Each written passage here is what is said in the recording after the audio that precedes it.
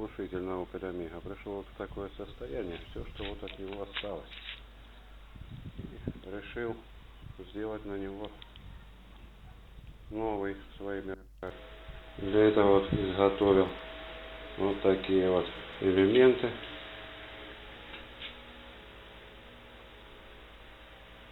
И сейчас буду соединять их